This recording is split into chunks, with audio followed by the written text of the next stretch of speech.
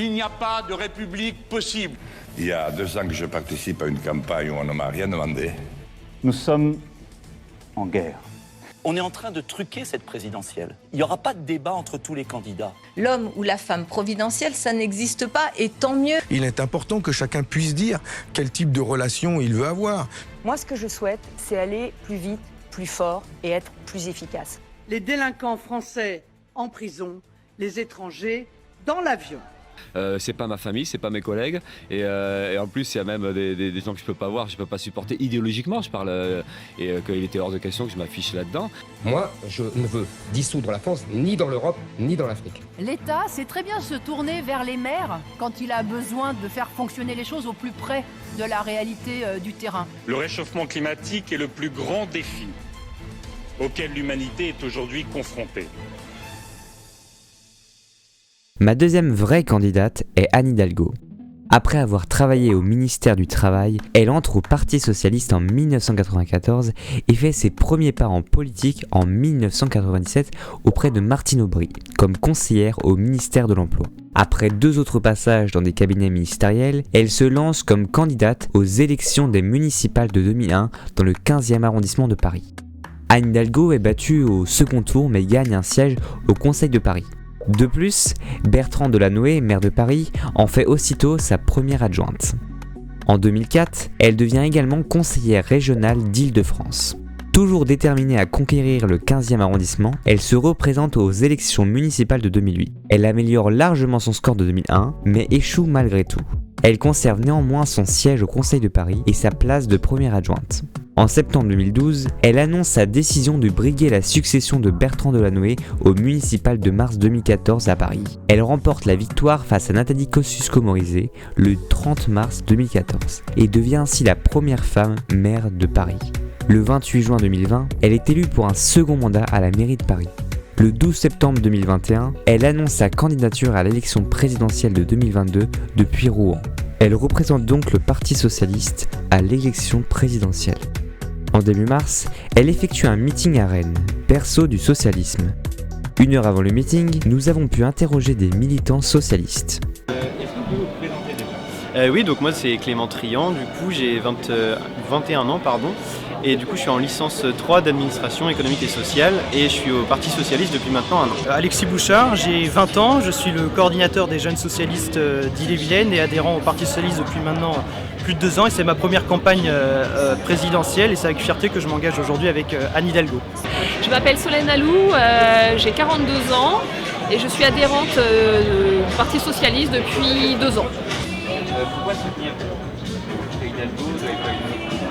Anne Hidalgo a démontré en tant que maire de Paris qu'elle était capable d'affronter les crises et de faire face aux enjeux de notre siècle, les enjeux sociaux, les enjeux climatiques. Et cette fonction lui a aussi permis d'adopter une stature internationale qui lui permet de se targuer aujourd'hui d'être soutenue par plus de 11 chefs d'État de gouvernement en Europe. Et donc ce sont des socialistes, des démocrates, des hommes et des femmes de gauche qui changent la vie de leurs concitoyens. Et donc c'est tout à fait, dans les crises que nous connaissons, notamment avec l'invasion de l'Ukraine par la Russie, un atout pour porter des politiques communes à l'échelle du continent européen. Anne Hidalgo, pour moi, quand elle nous dit que sa priorité c'est la jeunesse, j'ai envie de la croire. Par exemple, quand on prend la mesure phare la mesure que moi je considère comme phare d'allouer 5 000 € de dotation à tous les jeunes de 18 ans. Moi je trouve que c'est une vraie marque de confiance qu'elle a envers la jeunesse, donc c'est plutôt pas mal. Donc déjà ça c'est un point assez primordial et aussi c'est des valeurs que j'ai toujours défendues, la justice sociale et surtout l'écologie maintenant qui devient un enjeu de plus en plus majeur. Parce que je trouve que c'est la candidate qui a un projet de gauche le plus ambitieux et le plus réaliste. Voilà. Et moi qui suis très attachée depuis très longtemps à la justice sociale, je trouve qu'elle l'incarne pleinement avec des propositions qui sont à la fois concrètes et réalistes. Parce que voilà, il y a le financement, il y a en plus du point de vue d'Hidalgo, il y a l'expérience de terrain qu'elle a et c'est une candidate particulièrement solide. Si vous avez une mesure très importante à proposer en tant que Premier ministre d'Anne Hidalgo, ce serait laquelle ? Alors j'ai pas la prétention d'être Premier ministre d'Anne Hidalgo, mais si je pouvais retenir quelques mesures, ce serait évidemment des mesures destinées à la jeunesse. Pourquoi ? Parce que d'une part, Anne Hidalgo propose d'allouer une somme de 5 000 € de façon universelle à tous les jeunes de 18 ans, qui va permettre non seulement d'émanciper les jeunes individuellement pour financer un permis de conduire ou l'achat d'une première voiture ou d'un voyage linguistique, mais ça va aussi permettre d'engranger des dynamiques collectives, des démarches collectives, puisque les jeunes vont pouvoir créer des associations, créer des entreprises avec des créations d'emplois à la clé, et ça va être véritablement un pouvoir d'initiative qui est donné aux jeunes. Et je pense aussi à tout plein de mesures comme le minimum jeunesse sous conditions de ressources, mais voilà, en tout cas, Anne Hidalgo fait une vraie marque de confiance aux jeunes, et c'est pour ça aussi que je la soutiens quelque part en tant que moi-même jeune. La hausse généralisée des salaires pour l'instant, parce que moi je pense qu'il faut vraiment faire beaucoup pour le pouvoir d'achat des Français. On est dans un monde, là on le voit de plus en plus avec la crise sanitaire déjà et maintenant la crise internationale. Je pense que la priorité c'est vraiment d'aider nos concitoyens, de revaloriser le travail et du coup que les travailleurs soient vraiment payés à leur juste valeur. Je pense que c'est avant tout l'augmentation, alors il y en a deux, je peux. L'augmentation des salaires qui me paraît essentielle. On voit bien qu'après le mouvement des Gilets jaunes, on ne peut pas nier la difficulté de certains Français à vivre décemment dans ce pays. Et puis il y a aussi le minimum jeunesse, donc les aides pour les jeunes, parce que là aussi on ne peut pas nier la difficulté des étudiants pour se loger, pour faire leurs études. Et ça me paraît particulièrement important pour l'avenir de ce pays simplement. Et pourquoi selon vous, Anne Hidalgo, elle est populaire à l'échelle locale comme à Paris ou à Rennes, mais moins populaire à l'échelle nationale en France? Anne Hidalgo a peut-être effectivement cette image de parisienne qu'elle a quand même tenté de casser, puisque depuis un an et demi, elle arpente un peu tout le pays en France pour aller à la rencontre des acteurs de la société civile, mais aussi toute cette équipe d'élus, des maires, des présidents de région, des présidents de département qui l'accompagnent dans sa démarche. Et donc effectivement c'est difficile de faire campagne pour notamment une femme, puisqu'on sait qu'il y a une forme d'Hidalgo bashing dans les médias, on ne va pas se cacher. C'est le cas aussi pour beaucoup de femmes en politique, surtout quand on aspire à la plus haute marche du pays.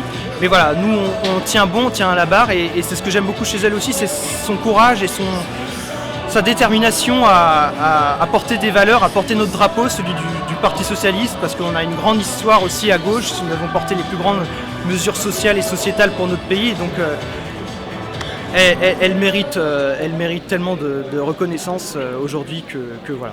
Là-dessus, moi je reste très prudente parce que les sondages ne sont finalement qu'une photographie très parcellaire de ce que peuvent penser les Français. Et il serait très dommageable de penser que les sondages font l'élection. Donc là-dessus, vraiment, je reste très prudente. Et par ailleurs, je trouve que justement ce qu'elle a prouvé à Paris, en réunissant les différentes forces de gauche, les écologistes, les communistes, les socialistes évidemment, elle a prouvé qu'elle était capable de réunir une équipe plurielle autour d'elle, qu'elle était capable de gérer la capitale de la France et qu'elle avait une ambition aussi internationale. Donc je pense qu'elle a tous les atouts justement pour être une très bonne présidente de la République. Est-ce que selon vous, y a-t-il trop de candidats à gauche? Et est-ce que c'est un synonyme d'une division? Certainement, il y a peut-être pas mal de candidats à gauche, surtout quand on voit l'état dans lequel nous sommes aujourd'hui. On a une extrême droite qui est très forte et une droite qui aspire également à être reconduite, je pense à Emmanuel Macron. Et si bien que à gauche, on aurait pu, il y a eu des initiatives, mais on aurait pu essayer d'engager des discussions pour avoir un programme commun et pourquoi pas une candidature commune. Maintenant, on est devant le fait accompli et on fait campagne projet contre projet parce qu'on a aussi des petites différences, donc c'est là un peu la joie de la démocratie, chacun va pouvoir aussi faire son opinion, mais bon, voilà, on aurait aimé davantage de rassemblement aussi, mais maintenant la campagne a vraiment démarré, nous sommes à un mois du premier tour et donc il faut aller à la rencontre des Françaises et des Français, expliquer que notre programme c'est le meilleur programme pour répondre à toutes les aspirations de nos concitoyens. En tant que militants de gauche, on aurait tous préféré, c'est sûr, l'union de la gauche. Ça, c'est un point primordial, on est tous d'accord là-dessus. Mais après, quand on creuse vraiment en profondeur dans les programmes, on voit vraiment des points qui ne peuvent pas converger. Je pense que, donc oui, on est un peu déçus, mais en même temps, je pense qu'il y a certains points où on ne pouvait pas forcément plier et les autres partis de gauche, du coup, ne pouvaient pas faire la même chose. Donc je pense que du coup, ça se justifie un petit peu de cette façon-là. Si on regarde par rapport aux autres élections, il n'y a pas forcément plus de candidats de gauche qu'avant. En réalité, c'est une difficulté globale de la gauche à faire entendre des idées. Depuis particulièrement l'émergence d'Emmanuel Macron et de son mouvement, qui vient de le prouver depuis 5 ans, est de droite en réalité. Donc la gauche a à se relever et je pense que même si la phase est difficile, nous militants, on sait qu'il y a le potentiel et qu'il y a une envie de gauche dans ce pays. Donc voilà, on veut construire pour la suite immédiate et pour la suite à plus long terme, pour que cette gauche existe, parce qu'il y a une aspiration de gauche dans la population. Aujourd'hui, le taux d'abstention est très élevé chez les jeunes. Si vous aviez un mot à leur dire, ce serait quoi ? Mon petit mot pour les abstentionnistes, c'est emparez-vous de cette élection, parce que aujourd'hui dans la politique un peu du clash permanent, du sondage, on se dit que c'est peine perdue pour tel candidat parce qu'il est à la peine dans les sondages. Ça voudrait dire qu'en fait les sondages fassent l'élection et ça n'a plus aucun sens pour la démocratie. Donc l'idée c'est de dire votre voix compte et emparez-vous de cette élection parce que les sondages ne doivent pas faire les élections, sinon à quoi bon faire des élections ? Moi déjà c'est aller voter parce que votre voix compte. Moi par exemple à titre personnel, si je m'engage en politique c'est parce que j'aime pas trop forcément le monde dans lequel je grandis, dans lequel je vis. Et du coup je pense que c'est vraiment primordial de s'engager pour essayer de faire changer les choses, que ce soit à n'importe quelle échelle. Donc votre voix compte, engagez-vous, votez et faites de la politique parce que la politique est partout. Ce serait vraiment de s'impliquer dans la vie politique parce que ce sont les jeunes justement qui vont nous aider à refonder cette gauche. Ce sont vraiment c'est sur cette jeunesse qu'on compte pour s'engager parce qu'il y a une dynamique formidable dans la jeunesse au niveau de l'engagement pour l'égalité homme-femme, pour l'écologie. On sent qu'il y a des aspirations dans la jeunesse qui ne demandent qu'à exister. Donc l'avenir c'est vraiment les jeunes et c'est pour ça que le programme d'Hidalgo est très ambitieux pour la jeunesse. Donc allez voter. Nous avons pu également interviewer deux grandes figures du socialisme en Bretagne, la maire de Rennes et le président de la région Bretagne.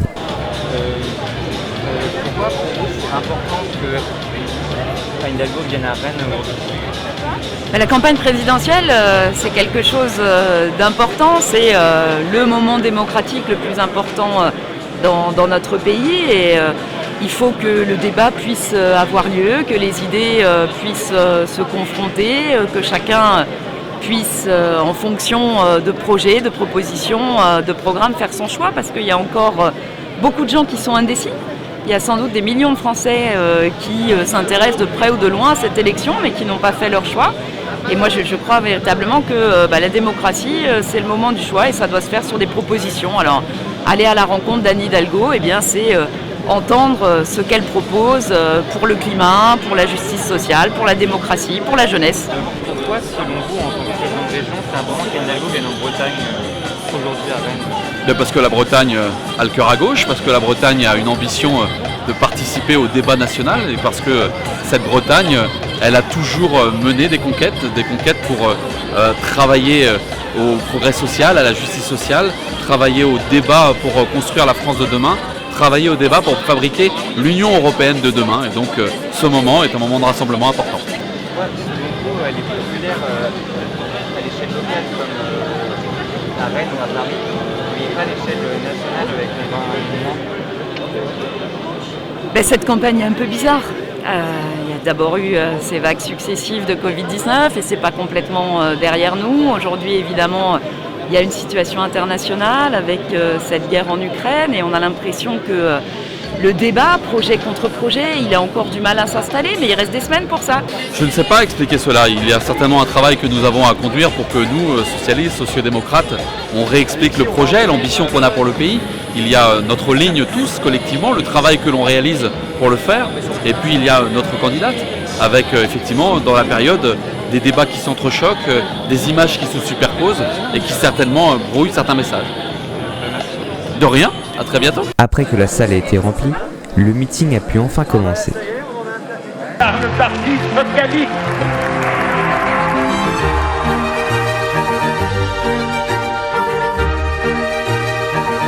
Me voici ramené à cette idée que j'ai si souvent défendue, du contact nécessaire entre le peuple, le Parlement et le gouvernement. Je suis tout à fait d'accord en ce sens que les études devraient être ouvertes à tous. les sénateurs ont adopté le projet de loi sur l'interruption volontaire de la grossesse. Il a été adopté par 182 voix contre 91. Ont voté pour 52 socialistes sur 52. François Mitterrand est élu président. Résultat officiel, explosion de joie dans Château-Chinon. Je mesure le poids de l'histoire, sa rigueur, sa grandeur. J'ai l'honneur, au nom du gouvernement de la République, de demander à l'Assemblée nationale l'abolition de la peine de mort en France. La France vient de devenir le 14e pays au monde à légaliser le mariage homosexuel. Mon état d'esprit, c'est la mobilisation. Le palais de l'Élysée s'est drapé ce matin de la couleur écologique pour lancer officiellement la COP21. Faire bouger les choses, pour permettre à nos enfants de respirer un air de qualité, il faut beaucoup de courage. Et pour faire de nos espoirs la réalité de nos vies, j'ai décidé d'être candidate à la présidence de la République française.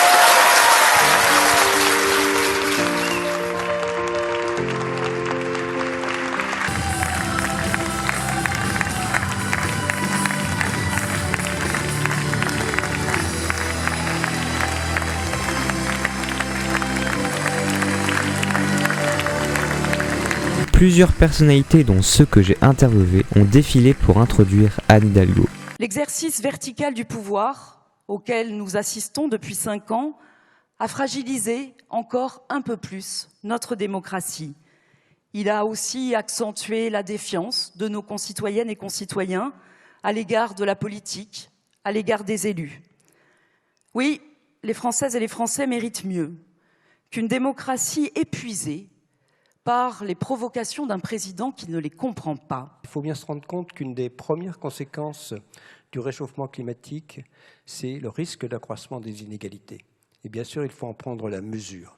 C'est très important. Alors, je voudrais simplement, très rapidement, saluer ton programme, la richesse de ton programme, Anne, la richesse de ton programme sur les énergies renouvelables, avec une véritable ambition. Cette ambition qui n'a pas été respectée, elle est inscrite dans la loi, mais elle n'a pas été respectée au cours des 5 dernières années. Nous avons pris du retard sur le renouvelable, c'est très clair. J'ai la conviction, chers amis, j'ai la conviction que nos concitoyens vont s'intéresser chaque jour un peu plus à la présidentielle. J'ai la conviction qu'ils vont s'y intéresser, même si la guerre écrase tout, avec son lot d'horreur, avec la diffusion d'une angoisse sourde, bien au-delà de l'Ukraine. Mais elle nous rappelle l'essentiel, cette guerre, que la démocratie est un bien précieux, que les Françaises et les Français aiment la démocratie, aiment le débat d'idées, et c'est notre devoir que de le faire vivre. Je ne sais pas si vous vous souvenez, mais pendant cette crise Covid, il a manqué pendant quelques jours de papier toilette dans les supermarchés. Ceux qui ont fait leurs courses à ce moment-là se souviennent très bien de l'ambiance dans les rayons. Et s'il avait manqué du steak haché, s'il avait manqué du gruyère râpé, s'il avait manqué du lait, des œufs, du beurre, je pense que nous aurions vécu des moments dramatiques. Dans la période là qui s'ouvre, qui est la nôtre, nous avons certainement tous repris conscience avec cette crise Covid. Et là, dans la période avec les débats qui s'ouvrent, avec cette guerre en Ukraine, que les agricultrices, les agriculteurs, les marins-pêcheurs et celles et ceux qui transforment ces produits sont indispensables à notre société. Après 30 minutes de prise de parole, Anne Hidalgo a enfin pris la parole. Ma première pensée va à ce peuple ukrainien qui avait conquis sa liberté et qui vit maintenant sous les bombes de Poutine. Il se bat à armes inégales contre un ennemi cruel et sanglant. Les civils vivent maintenant au rythme des combats, des explosions, des alertes aériennes, de l'exode sur les routes d'Europe. Et Poutine détruit des villes, décime des villages, frappe des civils, attaque même des écoles et des hôpitaux. Alors oui, le 24 février 2022, le monde a changé. Et le 24 février 2022 est plus qu'une date, c'est une césure. L'impensable est arrivé, la guerre renaît au cœur de notre continent après des décennies de paix. Et de ce moment de bascule de l'histoire, il est bien sûr de mon devoir de candidate à la présidence de la République française, de femme d'État, d'en décrire aussi les contours. pour en tirer les leçons. Mon premier devoir est d'organiser l'accueil des centaines de milliers de réfugiés civils qui fuient les bombes et les missiles. Vous avez su, dans un temps record, trouver des places, proposer des hébergements, organiser la collecte, le stockage, l'acheminement des dons, ouvrir des écoles aux enfants en décidant aussi de l'aide humanitaire. Alors bravo à vous. Alors nous sommes là aussi aujourd'hui pour demander d'aller plus loin. Et à la folie guerrière de Poutine, nous devons répondre. C'est au portefeuille qu'il faut frapper plus fort. Les revenus pétroliers et gaziers représentent 30% des ressources budgétaires de la Russie. Alors il est temps de mettre fin en Europe à nos importations de pétrole et de gaz russes, comme les États-Unis. Mes amis,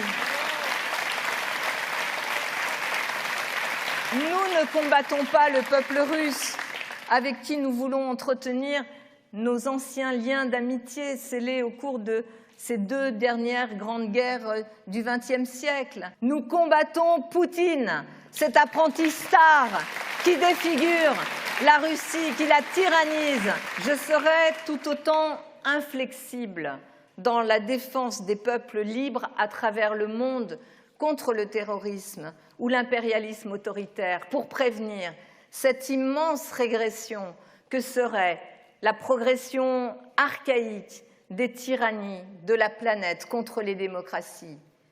Et en ce 11 mars, journée de commémoration des victimes du terrorisme, je ne peux pas oublier toutes celles et ceux qui ont été frappés, tués, mutilés par des terroristes armés de haine, de fanatisme islamiste ces dernières années. Je pense à nos amis de Charlie Hebdo, au Bataclan, je pense aux victimes de Nice, de Montauban, de Toulouse, à Saint-Étienne-du-Rouvray et tant d'autres. Je pense à elles avec vous en ce moment. Et cette pensée, c'est une pensée forte, puissante, parce que nous le savons, la France et l'Europe doivent être un continent de paix et doit le rester. Mais pour cela, elle doit bien sûr s'armer aussi pour lutter avec la même force contre ce qui génère souvent ces guerres, cette misère et ce terrorisme. À notre politique internationale doit donc s'ajouter, et c'est mon combat, la promotion d'une véritable diplomatie climatique. Les guerres ont des causes, et il en est une qui va inéluctablement monter en puissance. Jean nous l'a dit tout à l'heure, dans les années qui viennent, c'est la question du réchauffement climatique. Et ce qui se confirme, c'est cette menace pour l'avenir de l'humanité qui provoquera nombre de conflits à travers le monde. Nous le savons, pour l'eau, pour la terre, pour l'espace qui va devenir restreint par la sécheresse et par les catastrophes météorologiques. Et je ne peux que constater dans ce domaine l'échec dramatique du quinquennat Macron. Lui-même n'a pas tenu les engagements nationaux en matière de transition écologique. Et alors que le temps nous manque déjà, ce quinquennat a été avant tout 5 ans de perdu. Mais je mettrai toute mon énergie dans la lutte contre la hausse des températures à l'échelle mondiale. Je proposerai un sommet Paris +10, 10 ans après le succès de la COP 21. Nous devons décider ensemble de l'avenir du pays pour 5 ans. Et selon les choix que nous ferons, la France jouera bien ou mal son rôle sur la scène internationale. Tout comme elle se redressera ou non, elle prendra ou non la voie de la transformation républicaine, sociale et écologique. Cela mériterait bien un débat. Eh bien, le président sortant, nouvellement candidat, ne veut pas débattre. Mais les amis, la République, ça n'est pas la monarchie. Et l'élection, ce n'est pas le sacre de Reims. Il est quand même étonnant d'avoir pour slogan « avec vous » et dès qu'il est question de débattre, de dire « sans moi ».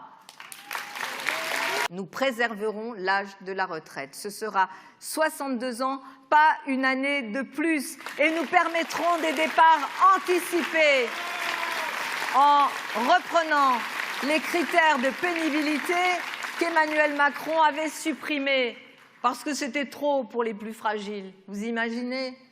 Alors j'entends hier sur une radio une journaliste me dire « mais bon, 65 ans, c'est pas grave ».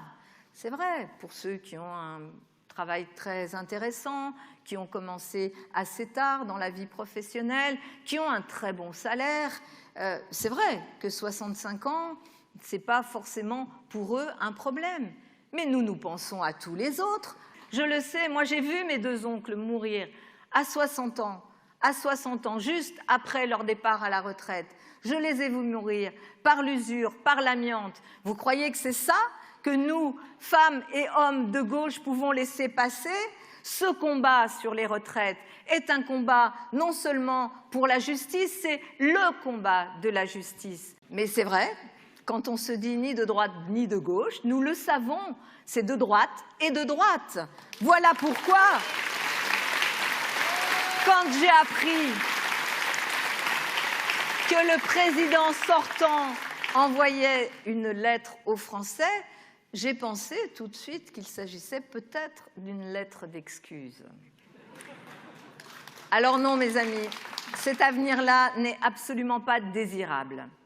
Et nous ne voulons pas de la fracture du pays entre une élite soi-disant centriste, mais en fait centrée sur elle-même, et une opposition vociférante et impuissante.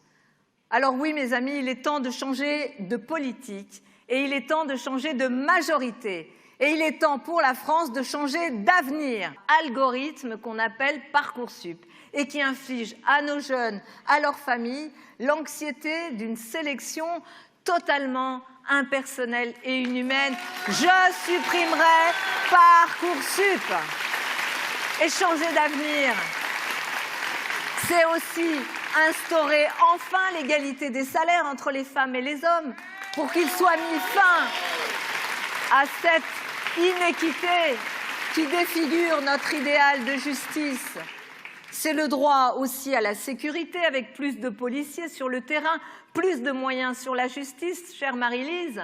C'est faire leur place à nos aînés, trop souvent relégués en dépit des services rendus à la société dans des établissements où l'on manque de bras. Et je veux faire de notre République l'une des premières nations vraiment respectueuses de la planète. Alors oui, j'instaurerai cet impôt sur la fortune dédié à la transition écologique en mettant à contribution les plus nantis qui sont aussi, nous le savons, les premiers pollueurs. Et je créerai ce tiers payant logement qui aidera à financer cette mesure décisive pour le climat, l'isolation massive des habitations dans notre pays. Je mettrai aussi sur pied un tribunal international qui combattra le crime d'écocide. Alors, mes amis, j'appelle au sursaut et quelle que soit l'issue de cette élection, il faudra une gauche qui protège, qui lutte, qui propose, qui agit. Il faudra que l'espoir de la transformation sociale et écologiste soit là, fort, vivant, ouvert, positif, parce qu'il nous faudra ensemble changer d'avenir. Alors oui, la France ne serait pas la France sans la gauche républicaine et européenne, la gauche démocratique, sociale et laïque que je représente, que nous représentons ensemble dans cette élection. Et la France a besoin de cette gauche. Avec nous, faites-la vivre. Mais venez nous aider. Venez nous aider à refonder, à ouvrir, à donner plein de couleurs, à rajeunir, à rassembler. Donnez-nous la force en votant pour cette gauche le 10 avril.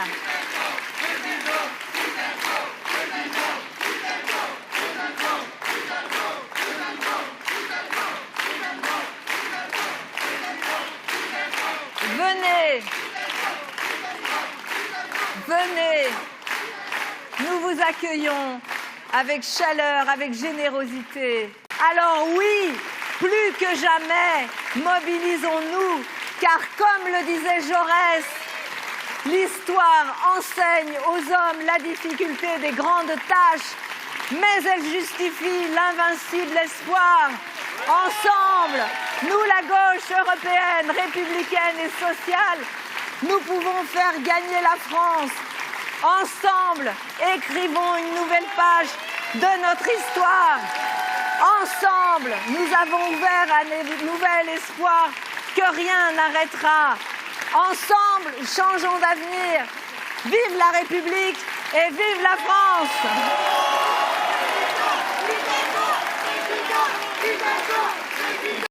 Vous pouvez la... Ça va ouvrir ça. Vas-y, bravo, quelle force tu as. Attends. Vas-y. Attention les côtés, s'il te plaît. Attention. Amicalement, Philippe.